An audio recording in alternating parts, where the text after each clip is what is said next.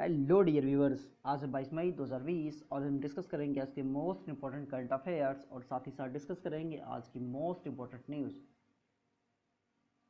तो आइए देखते हैं आज की फर्स्ट न्यूज क्या है। आज की फर्स्ट न्यूज जो है वो रेलवे से संबंधित है। फर्स्ट न्यूज कहाँ से है? रेलवे से आ रही है। तो रेलवे ने क्या किया है, एक 12,000 हॉर्स पावर का इलेक्ट्रिक लोकोमोटिव इंजन का जो है परिचालन शुरू कर दिया है। उस इंजन का क्या नाम है? तो उस इलेक्ट्रॉनिक इंजन का नाम वैग 12 है। WAG 12 वैग 12 है। चलिए, इस इंजन का नंबर क्या है? 60027 इस इंजन का नंबर, और इस इंजन का नाम क्या है? वैग 12 नाम दिया गया है। चलिए, और साथ ही साथ बात करें तो इसका निर्माण कहाँ पर हुआ है? इसका निर्माण जो है वो बिहार के मधेपुरा में हुआ है। बिहार के मधेपुरा की इलेक्ट्रॉनिक लोको फैक्ट्री में किया गया है। चलिए, बात रेलवे की हो रही है तो बात करेंगे रेल मंत्री की। इस समय रेल मंत्री आपके कौन है? पीयूष गोयल।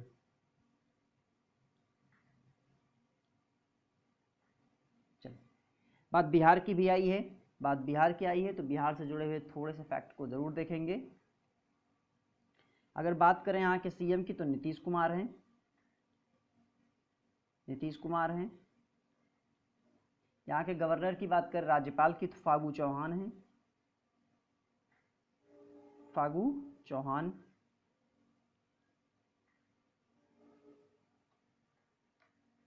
चौहान जो उत्तर प्रदेश के मऊ जिले से 6 बार विधायक रह चुके हैं लगातार। चलिए, इससे रिलेटेड थोड़े और फैक्ट को देखेंगे।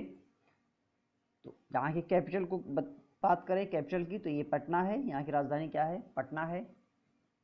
चलिए, यहाँ का एक मेला है, प्रसिद्ध मेला, पशु मेला जो है सोनपुर का, भारत का सबसे बड़ा है, एशिया का सबसे बड़ा पशु मेला है, बिहार का सोनपुर का पशु मेला है।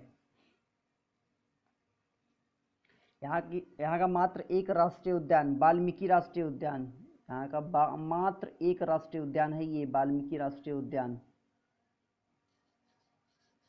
चलिए, और ये वाल्मीकि राष्ट्रीय उद्यान प्रसिद्ध किसके लिए है? तो बंगाल टाइगर के लिए ये प्रसिद्ध है।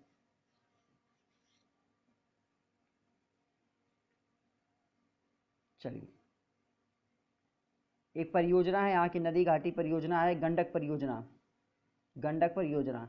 इससे किसे किसे लाभ हो रहा है? तो इसे बिहार को, ये संयुक्त परियोजना, इससे लाभ होने वाले क्या कौन कौन से हैं राज्य? तो यूपी और बिहार। साथ ही किसे लाभान्वित कर रहा है? ये नेपाल को भी इस परियोजना का लाभ मिलता है। चलिए, आगे देखेंगे अगली न्यूज हमारी क्या है। तो अगली न्यूज हमारी आ रही है मध्य प्रदेश से। यहाँ पर एक प्रोग्राम शुरू किया गया है, दीदी वाहन सेवा शुरू किया गया है। तो दीदी वाहन सेवा जो शुरू किया गया है वो कहाँ पर शुरू किया गया? एक आदिवासी बाहुल्य क्षेत्र है, वहाँ का झाबुआ डिस्ट्रिक्ट है, वहाँ पर शुरू किया गया है दीदी वाहन सेवा। इसमें क्या होगा? तो इसमें होने वाला क्या है, जो आदिवासी क्षेत्र की महिलाएं हैं, जो आदिवासी क्षेत्र में प्रेग्नेंट लेडीज़ हैं, ठीक है, उन्हें एक बेहतर बेहतर तरीके से मतलब उनकी डिलीवरी हो सके, उन्हें हॉस्पिटल पहुंचाया जा सके। इस वजह से ये दीदी वाहन सेवा योजना मतलब एक प्रोग्राम है, इसे शुरू किया गया है। साथ ही साथ क्या होगा, दीदी वाहन सेवा जो है वो कई अन्य आपातकालीन सेवाओं के लिए भी उपलब्ध रहेगा। बात हो रही है मध्य प्रदेश की, तो इससे जुड़े हुए फैक्ट को तो देखना बनता ही है। यहाँ के सीएम शिवराज चौहान हैं। मैं बार बार आपको बताता हूँ, आपको भूलना नहीं है, शिवराज चौहान हैं। लालजी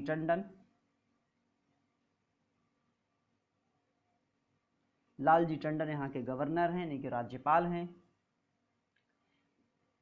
मैं बार बार कहता हूं कि कुल राष्ट्रीय पार्क की संख्या देश में सर्वाधिक 11 राष्ट्रीय पार्क की संख्या कहां पर है? मध्य प्रदेश में है। चलिए, नेक्स्ट क्वेश्चन की बात करते हैं। अगला न्यूज जो हमारा है वो कहां से आ रहा है? वो महाराष्ट्र से आ रहा है। एक पहल शुरू की गई, यहाँ भी एक प्रोग्राम, मी अन्नपूर्णा प्रोग्राम शुरू किया गया है। तो इस प्रोग्राम में होगा क्या? यह पहल जो है एकीकृत जोखिम बीमा द्वारा महाराष्ट्र में किसानों और कृषि समुदाय के कल्याण के लिए एक कारपोरेट सामाजिक जिम्मेदारी के रूप में अपनी प्रतिबद्धता के तहत शुरू की गई है। अब इसमें क्या होगा, ये किन चीज़ों पर आधारित होगा, ये 3 बातों पर आधारित है। अब बात हो रही है महाराष्ट्र की, तो इससे जुड़े हुए थोड़े से फैक्ट को तो देखना बनता ही है।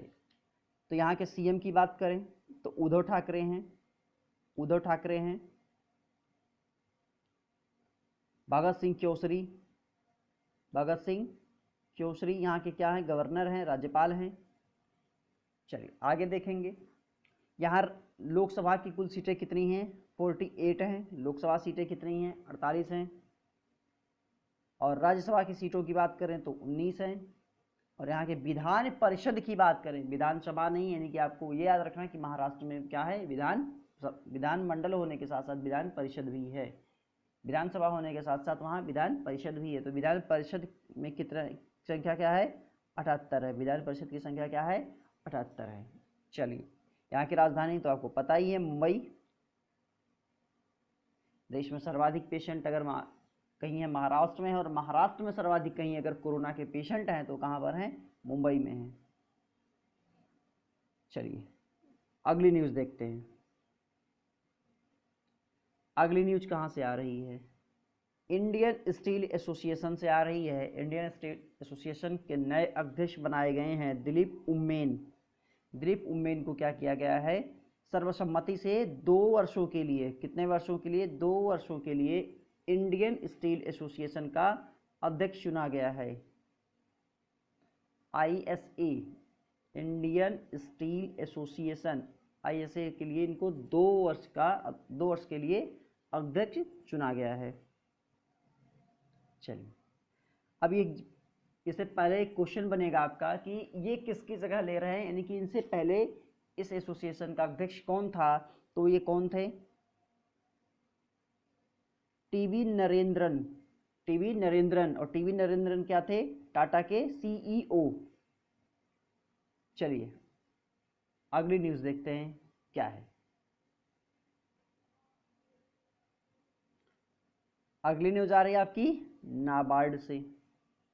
अगली न्यूज़ आपकी संबंधित है नाबार्ड से। तो क्या है, नाबार्ड का अध्यक्ष बनाया गया है, किसे बनाया गया है, गोविंदा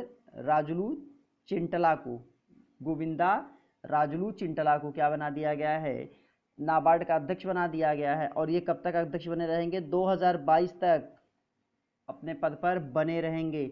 और ये हर्ष कुमार भानवाला का स्थान लेंगे। अब देखिए ये होता क्या है, नाबार्ड क्या होता है, तो नाबार्ड बेसिकली क्या करता है, कृषि लोन प्रोवाइड कराता है। नाबार्ड क्या है, बेसिकली नाबार्ड का काम होता है कृषि लोन प्रोवाइड कराना। अब इसका सेंस ये नहीं है कि आप डायरेक्ट नाबार्ड जाइए, डायरेक्ट कहाँ जाइए, नाबार्ड पहुँचिए और वहाँ से कृषि लोन ले लीजिए, नहीं। ये आपको बैंकों, किसानों को कह सकते हैं एक तरह से, जब कृषि लोन है तो किसानों को क्या करता है, बैंकों के माध्यम से लोन प्रोवाइड कराता है। चलिए आपको याद रखना है कि इसके अध्यक्ष जो हैं वो गोविंद राजुलू चिंटला को बनाया जा रहा है और 2022 तक अपने स्थान पर बने रहेंगे। ये हर्ष कुमार भानावाला का स्थान ले रहे हैं। चलिए अगली न्यूज़ डिस्कस करते हैं।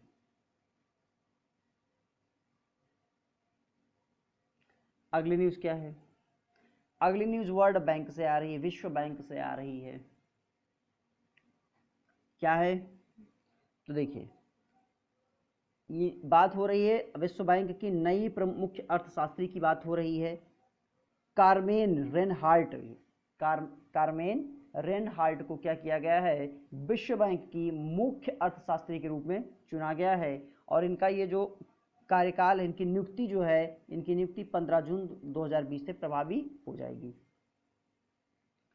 अब देखिए अभी तक क्या रहा है,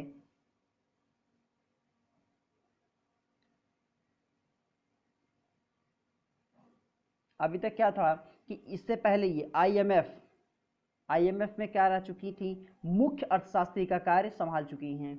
मुख्य अर्थशास्त्री का भी कार्य संभाल चुकी हैं। चलिए अगला न्यूज़ देखते हैं क्या है। अगली न्यूज़ आ रही है WHO से। तो WHO में क्या हुआ है, कार्यकारी बोर्ड का अध्यक्ष चुना गया है। किसे चुना गया है, डॉक्टर हर्षवर्धन को। तो WHO में भारत का प्रतिनिधि जो है, भारत की तरफ से कार्यकारी बोर्ड का अध्यक्ष किसे चुना गया है, डॉक्टर हर्षवर्धन को चुना गया है। चलिए अब ये डॉक्टर हर्षवर्धन की बात आ रही है, तो हैं कौन, ये हैं कौन, स्वास्थ्य मंत्री हैं।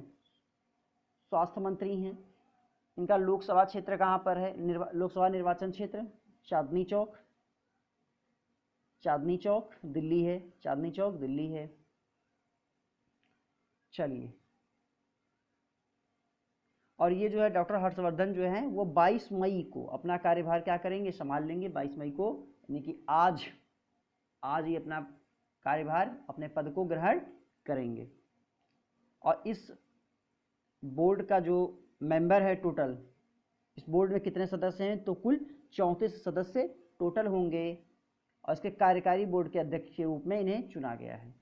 चलिए तो इन्हें एक कार्यकारी बोर्ड के अध्यक्ष के रूप में डॉक्टर हर्षवर्धन को WHO के चुना गया है। अगली न्यूज क्या है, अगली न्यूज है DGDE ई-गॉव फाउंडेशन ने जो है छावनी बोर्ड के ऑनलाइन प्रबंधन के लिए क्या है, साझेदारी की, पार्टनरशिप किया है। इसमें क्या होगा, इससे होगा क्या,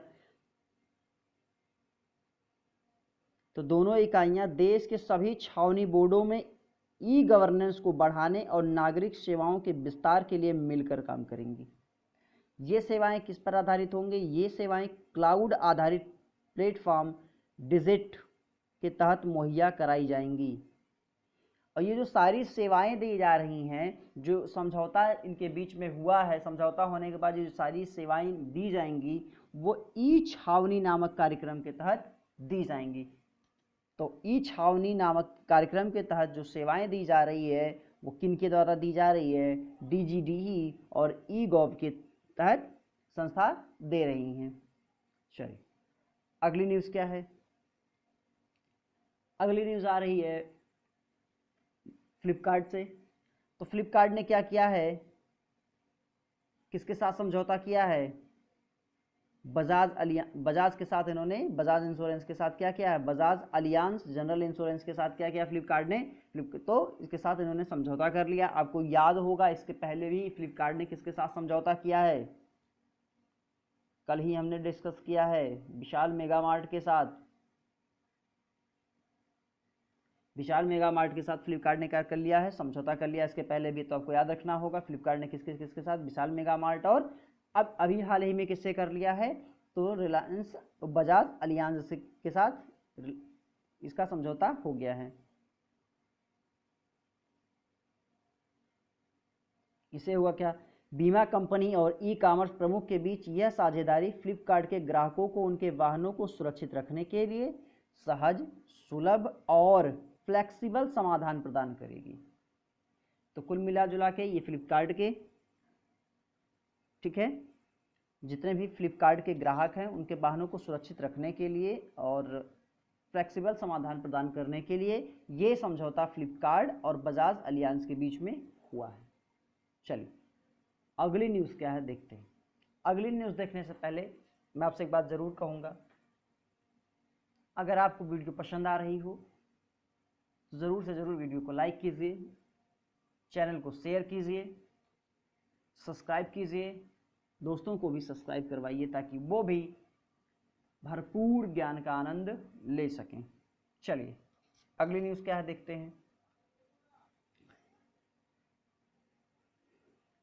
तो देखिए, नाडा के पावर लिफ्टर्स सविता कुमारी और अंकित सिसोदिया को निलंबित कर दिया गया है। ये क्या है, पावर लिफ्टर्स हैं, ये क्या है, पावर लिफ्टर्स हैं दोनों लोग, सविता कुमारी और अंकित सिसोदिया। इनको राष्ट्रीय डोपिंग रोधी एजेंसी नाडा के द्वारा क्या कर दिया गया है, अभी निलंबित कर दिया गया है। तो किससे निलंबित किया गया इन्हें, तो पावर लिफ्टिंग के जो नियम होते हैं उन नियमों का उल्लंघन करने के लिए इन्हें क्या कर दिया गया है, अंतरिम रूप से निलंबित किया गया है।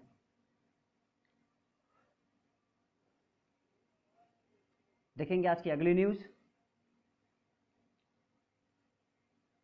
ये लीजिए, अंतरराष्ट्रीय चाय दिवस। अंतरराष्ट्रीय चाय दिवस 21 मई को सेलिब्रेट किया गया है। चलिए, इसका उद्देश्य क्या होता है, चाय डे को हम सेलिब्रेट क्यों करते हैं? तो इसका उद्देश्य जो होता है, चाय श्रमिकों के अधिकारों, दैनिक मजदूरी, सामाजिक सुरक्षा, रोजगार सुरक्षा और स्वास्थ्य की स्थिति को बेहतर करने के लिए प्रोत्साहित करना है। इसलिए हम सेलिब्रेट करते हैं ताकि जितने भी हमारे जो चाय श्रमिक हैं उनकी जो अधिकार हैं, उनकी जो दैनिक मजदूरी है, सामाजिक सुरक्षा है, रोजगार सुरक्षा है, स्वास्थ्य की स्थिति है, इन सभी को हम क्या कर सकें, बेहतर कर सकें, ये सब बेहतर हो सके, इसको प्रोत्साहित करने के लिए अंतर्राष्ट्रीय चाय दिवस जो है वो 21 मई को हर साल सेलिब्रेट किया जाता है। साथ ही साथ क्या होता है, इसका उद्देश्य और भी होता है कि जितने भी चाय उत्पादक देश हैं और श्रमिक हैं उनकी स्थिति में क्या करना है, उनकी स्थिति और भी बेहतर हो सके, उनकी स्थिति को सुधारना ही इस दिवस का उद्देश्य होता है। चलिए अगले न्यूज़ की बात करें। एक न्यूज़ और भी रिलेटेड होती 21 मई से, उसे देखेंगे। तो कई सारे डेज आ रहे हैं 21 मई को आपके पास। संवाद और विकास के लिए सांस्कृतिक विविधता का दिवस 21 मई। 21 मई को क्या मनाया गया, संवाद और विकास के लिए सांस्कृतिक विविधता दिवस मनाया गया। ये जो डे है ये वर्ल्ड लेवल पर सेलिब्रेट किया जाता है। अब इसमें क्या होता है, तो क्या होता है इसमें, ये क्या देखिए, सांस्कृतिक संवाद, विविधता और समावेशन के महत्व को लेकर जागरूकता बढ़ाने के साथ साथ सांस्कृतिक अभिव्यक्तियों के विविधता के संरक्षण और संवर्धन पर यूनेस्को कन्वेंशन के 4 लक्ष्यों को आगे बढ़ाना इसका उद्देश्य होता है। चलिए अगली न्यूज। वर्ल्ड मेट्रोलॉजी डे 20 मई। तो वर्ल्ड मेट्रोलॉजी डे जो है वो प्रत्येक वर्ष 20 मई को सेलिब्रेट किया जाता है। वो अंतरराष्ट्रीय, ये डे जो है वर्ल्ड लेवल अंतरराष्ट्रीय दिवस पर मनाया जाता है। अब ये होता क्या है, तो इसमें क्या है, क्यों मनाते हैं, तो मेट्रोलॉजी क्षेत्र से संबंधित इसकी उन्नति के बारे में जागरूकता बढ़ाने के लिए, सहयोग करने के लिए इसका जो ये डे है इसको सेलिब्रेट किया जाता है। तो इसका अब आपको थीम याद रख लेना है, measurements for global trades. World metrology day 20 मई को सेलिब्रेट किया गया और मोस्ट इंपॉर्टेंट है इसकी theme measurement for global trades. Video खत्म होने के बाद आपको वीडियो की पीडीएफ जो है कमेंट बॉक्स में दी हुई लिंक के थ्रू मिल जाएगी। आप उस लिंक से वीडियो की पीडीएफ को डाउनलोड कर सकते हैं और स्टडी कर सकते हैं। चलिए अगली न्यूज़ देखेंगे। आतंकवाद निरोधी दिवस, 21 मई को आतंकवादी निरोधी दिवस सेलिब्रेट किया जाए, हर वर्ष मनाया जाता है। तो ये मनाया क्यों जाता है, तो ये जो हुआ था, भारत के 7वें प्रधानमंत्री राजीव गांधी की पुण्यतिथि है, तो उसकी स्मृति में हम लोग क्या करते हैं, 21 मई को ही हम लोग आतंकवाद निरोधी दिवस मनाते हैं। चलिए, लेकिन इन्हीं के पुण्यतिथि पर ही क्यों, किसी और के नहीं। तो ये है क्या कि तमिलनाडु में आतंकवादी समूह तमिल टाइगर्स इल्म द्वारा एक हमले में इनकी हत्या कर दी गई थी। वो डेट कौन सा था, 21 मई को आतंकवादियों के द्वारा तमिलनाडु में इनकी हत्या कर दी गई थी। इस वजह से हम क्या करते हैं कि इनकी पुण्यतिथि पर ही हम आतंकवाद विरोधी दिवस को मनाते हैं। चलिए, उस समय बीपी सिंह की सरकार थी, उन्होंने ही 21 मई को आतंकवादी विरोधी दिवस के रूप में मनाने का निर्णय लिया था। तो 1991 में राजीव गांधी जी की हत्या हो गई थी 21 मई को, जिस वजह से हम आतंकवाद विरोधी दिवस मनाते हैं। आज की लास्ट न्यूज़ है ये, इसके बाद हम डिस्कस करेंगे आज के एमसीक्यू को। चलिए देखते हैं आज की लास्ट न्यूज़ क्या है। जम्मू कश्मीर में जो है वो सुकून प्रोग्राम एक शुरू किया गया। सुकून कोविड-19 बीट द स्ट्रेस नाम का एक प्रोग्राम जो है इसे शुरू किया गया है। तो ये क्या है, यह पहल जो है लॉकडाउन से पड़ने वाले मनोवैज्ञानिक प्रभाव को दूर करने के लिए अपनाए जाने वाले उपायों के बारे में जागरूकता फैलाने के लिए शुरू किया गया है। ठीक है, अब जम्मू कश्मीर की जब बात आ रही है तो आपको बार बार एक चीज़ बता दूं कि यहाँ पर जो है अब जम्मू कश्मीर दो केंद्र शासित राज्यों में बंट गया है, एक जम्मू कश्मीर और दूसरा लद्दाख। जम्मू कश्मीर में क्या है कि विधानसभा है, जबकि लद्दाख विधानसभा रहित क्षेत्र है, यहाँ पर कोई विधानसभा नहीं है। चलिए आगे, और ये अस्तित्व में कब आया था लद्दाख और जम्मू कश्मीर? लद्दाख आया कब नया? तो ये 31 अक्टूबर 2019 को सरदार वल्लभ भाई पटेल, हमारे देश के फर्स्ट गृह मंत्री, जिनका अखंड भारत का सपना था, तो उनके जन्मदिन पर ही इसे अलग राज्य केंद्र शासित प्रदेश का दर्जा मिला। चलिए आगे डिस्कस करते हैं आज के एमसीक्यू को। फर्स्ट क्वेश्चन है, हाल ही में hop on my adventures on boats train and planes नामक बुक लॉन्च हुई है। इसके लेखक कौन है? प्रतीक सिन्हा, सम्राट हल्दर, रस्किन बॉन्ड, इनमें से कोई नहीं। आपका आंसर होगा रस्किन बॉन्ड। नेक्स्ट, हाल ही में साल 2019 का अलेक्जेंडर डेल रिम्पल अवार्ड किसने जीता है? आपके ऑप्शंस हैं विनय बधवार, सुधीर रंजन, प्रतीक मित्तल, अरविंद कुमार। आपका आंसर है विनय बधवार। नेक्स्ट, हाल ही में नेशनल टेस्ट अभ्यास मोबाइल ऐप किसने लॉन्च किया है? आपका ऑप्शन है गूगल, मानव संसाधन मंत्रालय, अमेजॉन, इनमें से कोई नहीं। आपका आंसर होगा मानव संसाधन मंत्रालय। इस ऐप में आप क्या करेंगे, इस ऐप के थ्रू क्या होगा, तो जेई और नीट के स्टूडेंट्स जो हैं वो क्या कर सकेंगे, मॉक टेस्ट दे सकेंगे। वो मॉक टेस्ट अवेलेबल होगा, जेई और नीट के स्टूडेंट्स के लिए मॉक टेस्ट अवेलेबल होगा। मानव संसाधन मंत्रालय, रमेश पोखरियाल निशंक इस समय एजुकेशन मिनिस्टर या मानव संसाधन मंत्री हैं। नेक्स्ट,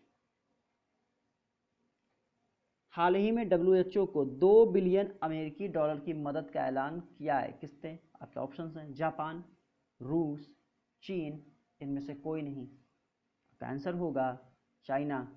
आपको एक नाम याद आ रहा होगा, फांग, इनकी किताब भी याद आ रही होगी,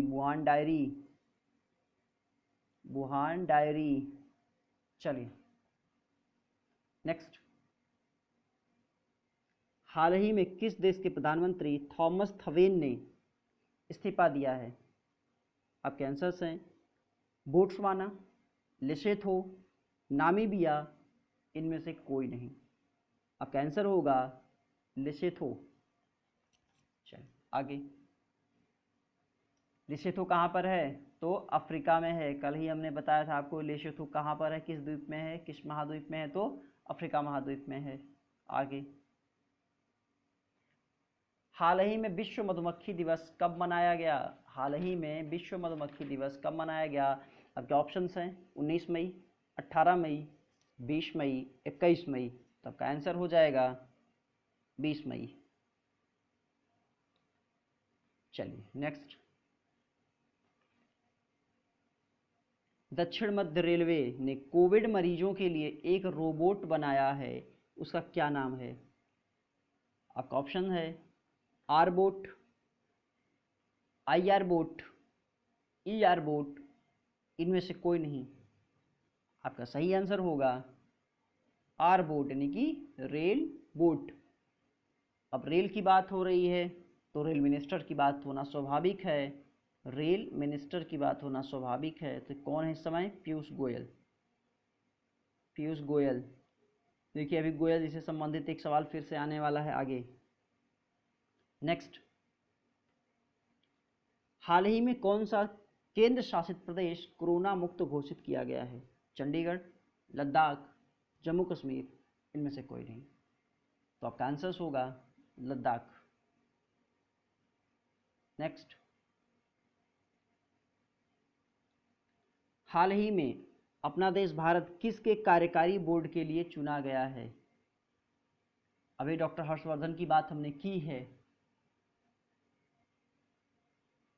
तो आपका आंसर हो जाएगा यूनेस्को, WTO, WHO, इनमें से कोई नहीं। आपका आंसर होगा WHO। हाल ही में किस राज्य सरकार ने RTI हेल्पलाइन नंबर जारी किया है? आपके आंसर्स हैं, आपके ऑप्शंस हैं पंजाब, राजस्थान, हरियाणा, इनमें से कोई नहीं। आपका आंसर होगा पंजाब। नेक्स्ट, हाल ही में किस देश ने अपने नए मानचित्र में काला पानी क्षेत्र पर अपना दावा किया है? आपका ऑप्शन है बांग्लादेश, नेपाल, भूटान, इनमें से कोई नहीं। तो आपका सही आंसर हो जाएगा नेपाल, हमारा पड़ोसी छोटा भाई। नेक्स्ट, हाल ही में G20 वर्चुअल व्यापार और निवेश मंत्रियों की बैठक में भारत का प्रतिनिधित्व किसने किया है? आपके ऑप्शंस हैं नरेंद्र मोदी, एस जयशंकर, पीयूष गोयल, इनमें से कोई नहीं। आपका आंसर होगा पीयूष गोयल। हमने पीछे कह रखा था, अभी पीयूष गोयल साहब एक बार फिर से आएंगे। चलिए आगे, हाल ही में किसने बैंक टू स्कूल अभियान शुरू किया है? आपके ऑप्शंस हैं डेल, एशर, HP, इनमें से कोई नहीं। आपका सही आंसर होगा एसर।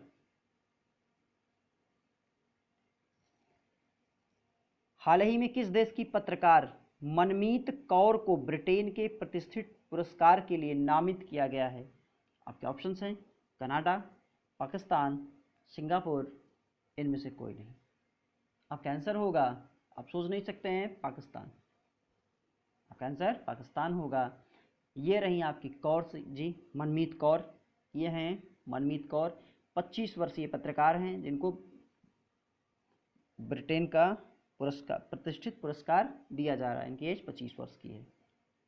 चलिए, तो जिन्होंने अभी तक वीडियो को सब्सक्राइब नहीं किया है, वो चैनल को सब्सक्राइब नहीं किया है, वो चैनल को सब्सक्राइब करें, बेल आइकन को प्रेस करें ताकि आने वाली नोटिफिकेशन मिलती रहे। तो वीडियो को लाइक, शेयर,